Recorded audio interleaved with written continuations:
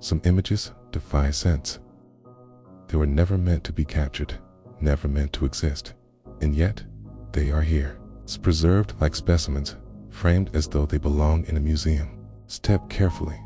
Once you've seen them, you can never unsee them. Its first image is called The Man Who Shed His Skin. They say he wanted to be new again, to step into the world untouched, fresh as the first breath. So he peeled, not just clothing, not just hair, but skin. He worked slowly, carefully, folding each layer as though it were precious fabric. When they found him, his face was laid neatly on the table. It was smiling without him.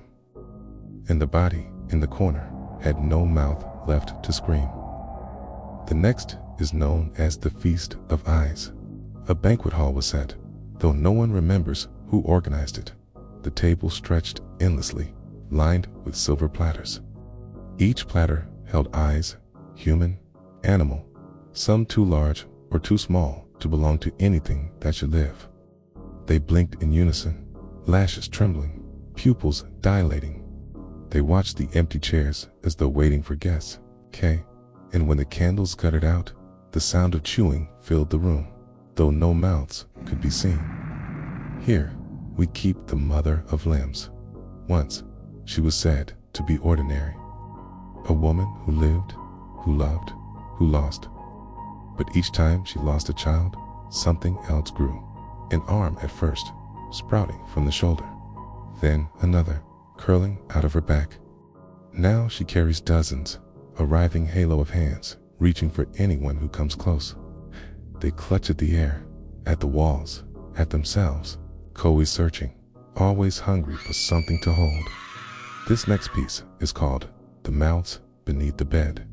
Children whispered about voices under the mattress, low murmurs that spoke their names in the dark. Parents dismissed it as nightmares. But when they finally looked, the floorboards had split open. Dozens of mouths were pressed into the wood, lips slick, teeth grinding, tongues dragging across the dust. They chewed and muttered, whispering in unison, "We're waiting, we're waiting, we're waiting." Next, we showed the self that wouldn't stop growing.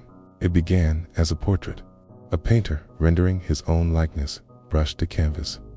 But when he was finished, another head appeared on the shoulder, a stranger's face, screaming. He painted over it, but the next day, there were 3, then 4.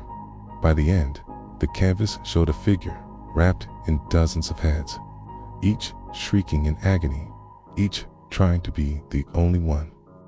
They say the painter vanished. Some believe he was absorbed into the work, another head in the endless crowd.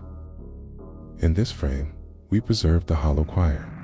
It was a congregation once, voices raised together in song, but something hollowed them out. Now their bodies stand like wax mannequins, mouths stretched open in impossible shapes. The sound that comes from them isn't singing anymore. It's the drone of insects, the grinding of stone, the shriek of wind through broken glass. And yet, it harmonizes. It's a chorus of nothing, echoing forever. Finally, the piece known only as the collector, a figure draped in black, faceless, formless. Yet, wherever it goes, pieces vanish. Fingers, eyes, ears, whole memories. They reappear here, arranged with surgical care. A necklace of spines, a bouquet of teeth, a tapestry of skin stitched too tightly to breathe. The collector doesn't hoard for wealth, It hoards because it cannot stop. These are only fragments. A small tour through a much larger gallery. Every image tells a story. Every story gnaws at the edges of truth. And once you've stepped inside, the doors rarely open again. Remember this, the grotesque doesn't simply horrify. It lingers, it stains, it waits. Now that you've seen them, they will not leave you.